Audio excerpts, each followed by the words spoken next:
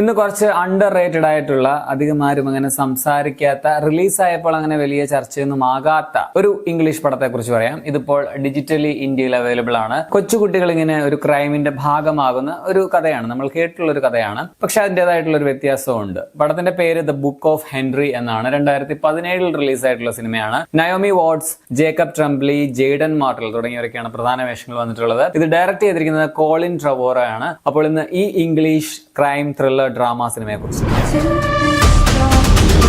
രണ്ടു കുട്ടികളുടെ അമ്മയായ സൂസൻ എന്ന സിംഗിൾ പേരന്റ്, അവളുടെ 11 വയസ്സുള്ള മകൻ ഹെൻറി അന്യായ ബുദ്ധിശക്തിയുള്ള കുട്ടിയാണ്. എന്ന് വെച്ചാൽ ഫാമിലിയുടെ സാമ്പത്തിക കാര്യങ്ങൾ വരെ അവനാണ് കൈകാര്യം ചെയ്യുന്നതെന്ന് പറയാം. പക്ഷേ അവന് തൊട്ടടുത്ത് താമസിക്കുന്ന പോലീസുകാരൻ കൂടിയായിട്ടുള്ള അയൽക്കാരനെ കുറിച്ച് ഒരു സംശയം തോന്നുന്നു. തുടർന്ന് നടക്കുന്ന സംഭവങ്ങളാണ് ഈ പടം പറയുന്നത്. ഇതൊരു വമ്പൻ പടമൊന്നുമല്ല, പക്ഷെ വളരെ സിമ്പിൾ ആയിട്ടുള്ള ബ്യൂട്ടിഫുൾ ആയിട്ടുള്ള ഒരു സിനിമയാണ്. വളരെ ഫ്രഷ് സബ്ജക്റ്റ് ഒന്നും ഞാൻ പറയുന്നില്ല. എനിക്ക് തോന്നുന്നു അധികം ആരും സംസാരിക്കാത്ത വളരെ അണ്ടർ റേറ്റഡ് ആയിട്ടുള്ള ഒരു ത്രില്ലർ ആണ് എന്ന്. അതുകൊണ്ടാണ് ഈ പടത്തെ കുറിച്ചൊരു റിവ്യൂ ചെയ്യാമെന്ന് വിചാരിച്ചത്. എനിക്ക് പേഴ്സണലി പടം വർക്കായതാണ്. ഈ ഒരു പ്ലോട്ടിന്റെ പ്രത്യേകത എന്താണെന്ന് വെച്ചാൽ ഇത് വേണമെങ്കിൽ നമുക്ക് ഇന്ത്യയിൽ ഏതെങ്കിലും ഭാഷയിൽ വേണമെങ്കിൽ ചെയ്യാം എന്നുള്ളതാണ്. നമ്മുടേതായ ഒരു കൾച്ചറൊക്കെ ഉൾപ്പെടുത്തി ഒരു സിംഗിൾ പാരന്റിന്റെയും രണ്ടു കുട്ടികളുടെയും കഥയായിട്ട് പറയാം. ഇനി എവിടെയെങ്കിലും ഇതുപോലെ റീമേക്ക് ഇതിന്റെ അൺഒഫീഷ്യലി വന്നിട്ടുണ്ടോ എന്ന് എനിക്കറിയില്ല കേട്ടോ. പണ്ട് 2004 ഇറങ്ങിയ ഒരു മലയാളം പടമുണ്ട്, കമൽ സംവിധാനം ചെയ്തതാണ്. അതിന്റെ ഒരു കോർ അല്ലെങ്കിൽ ബേസിക് ആയിട്ടുള്ള കാര്യം ഈ പടവുമായിട്ട് ചെറിയൊരു കണക്ഷൻ ഉണ്ടെന്ന് തോന്നി. പടം കുറച്ച് ഇമോഷണൽ അല്ലെങ്കിൽ ചെറിയ രീതിയിൽ നിങ്ങൾക്ക് സങ്കടമൊക്കെ തോന്നുന്ന ഒരു പ്ലോട്ടാണ് ഇതിനുള്ളത്. എന്ന് വെച്ച് ഇങ്ങനെ കരഞ്ഞു മരിക്കുന്ന പടമൊന്നുമല്ല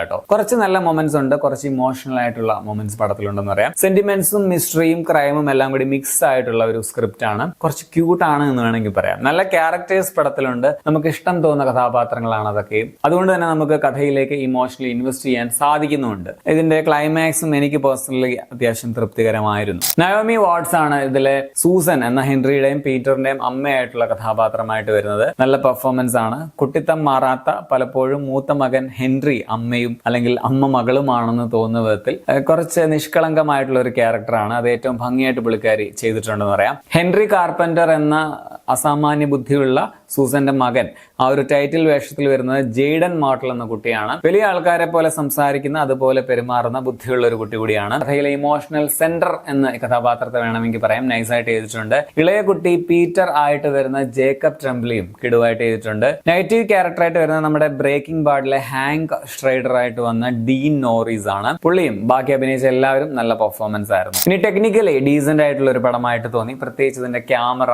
വിഷ്വൽസ്, ആ ഒരു ലൊക്കേഷൻ ഭയങ്കര രസമാണ്. അവരുടെ ആ ഒരു വീട്, തൊട്ടടുത്ത് തന്നെ തോട്ടം പോലെയുള്ള ഒരു സ്ഥലം, അങ്ങനെയൊക്കെ അത് കണ്ടിരിക്കാൻ നല്ല രസമായിരുന്നു. മ്യൂസിക്കും പ്രൊഡക്ഷൻ ഡിസൈനും കൊള്ളാം. അങ്ങനെ വളരെ പുതുമയുള്ള ഒരു കഥയൊന്നുമല്ല, നമുക്കറിയാവുന്ന, ഓൾറെഡി നമ്മൾ പലതവണ കേട്ടിട്ടുള്ള ഒരു കഥയാണെന്നുള്ളതാണ് ഇതിന്റെ ഒരു നെഗറ്റീവ് ആയിട്ട് പറയാനുള്ളത്. അതുപോലെ തന്നെ വളരെ പ്രഡിക്റ്റബിൾ ആയിട്ടാണ് ഇത് കഥ പോകുന്നതും ചെന്ന് അവസാനിക്കുന്നതും ഒക്കെ. ഒരു ട്വിസ്റ്റ് പോലെ ഒരു സംഭവം ഉണ്ടെങ്കിലും അതത്ര വലിയ പുതുമയുള്ളതായിട്ട് എനിക്ക് ഫീൽ ചെയ്തില്ല. നമുക്ക് വേണമെങ്കിൽ ഊഹിക്കാമായിരുന്നു. എങ്കിൽ പോലും നമുക്ക് ഇഷ്ടം തോന്നുന്ന രീതിയിൽ എഴുതിയിട്ടുള്ള കഥാപാത്രങ്ങളൊക്കെ ഉള്ളത് കൊണ്ട് നമുക്ക് ഈ പടം ഇങ്ങനെ കണ്ടിരിക്കാനായിട്ട് തോന്നുന്നുണ്ട്. ഒരു വലിയ ഹൈ മൊമെന്റ് ഒന്നും സിനിമ സമ്മാനിക്കുന്നില്ല, എങ്കിൽ പോലും ഒരു ചെറിയ സാറ്റിസ്ഫാക്ഷൻ പടം കണ്ടു കഴിയുമ്പോൾ നമുക്ക് തോന്നും. സത്യം പറഞ്ഞാൽ ഇത് റിലീസായ സമയത്ത് ക്രിട്ടിക്സ് ഒന്നും അത്ര നല്ല അഭിപ്രായം പറയാത്ത ഒരു പടമായിരുന്നു. പക്ഷെ തീരെ മോശമായിട്ട് എനിക്ക് തോന്നിയില്ല. സോ മൊത്തത്തിൽ ഒരു ഡീസന്റ് വൺ ടൈം വാച്ചബിൾ പടമാണ് the book of Henry. Must watch അല്ലെങ്കിൽ അതിഗംഭീര ഐറ്റം എന്നൊന്നുമല്ല, പക്ഷെ വെർത്ത് വാച്ച് ആയിട്ടുള്ള ഒരു പടമായിട്ട് തോന്നി. പടം ഇപ്പോൾ റീസെന്റ് ജിയോ ഹോട്ട്സ്റ്റാറിൽ ആഡ് ചെയ്തിട്ടുണ്ട്. അങ്ങനെയാണ് ഞാൻ ഈ പടം കണ്ടത്, അങ്ങനെയാണ് ഞാൻ ഈ പടത്തെ കുറിച്ച് അറിഞ്ഞത് തന്നെ. ഞാൻ നോക്കിയപ്പോൾ ഈ ഒരു സിനിമ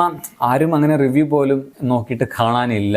അതുകൊണ്ട് ചെയ്തു എന്ന് മാത്രം. സ്ട്രോങ് ആയിട്ട് അങ്ങനെ റെക്കമെൻഡ് ചെയ്യുന്നൊന്നുമില്ല, അത്ര സംഭവമല്ല. പക്ഷെ സമയമുണ്ടെങ്കിൽ വേണമെങ്കിൽ ഒന്ന് ട്രൈ ചെയ്ത് നോക്കാവുന്ന ഒരു പടമാണ്. പടം നിങ്ങൾക്ക് ജിയോ ഹോട്ട്സ്റ്റാറിൽ കാണാം. 1 മണിക്കൂർ 45 മിനിറ്റ് മാത്രമാണ് സിനിമയുടെ റൺ ടൈം. ഇംഗ്ലീഷിനൊപ്പം തന്നെ ഹിന്ദി ഡബിംഗ് ഉണ്ട്, മലയാളം തമിഴൊന്നും ഇല്ല. 18+ ഒന്നുമല്ല, എല്ലാവർക്കും കാണാവുന്ന പടമാണ്. അപ്പൊ നിങ്ങൾ ഈ പടം കണ്ടുള്ളവരാണെങ്കിൽ നിങ്ങളുടെ അഭിപ്രായം കമന്റിൽ രേഖപ്പെടുത്തുമല്ലോ. ശരിയാണ്.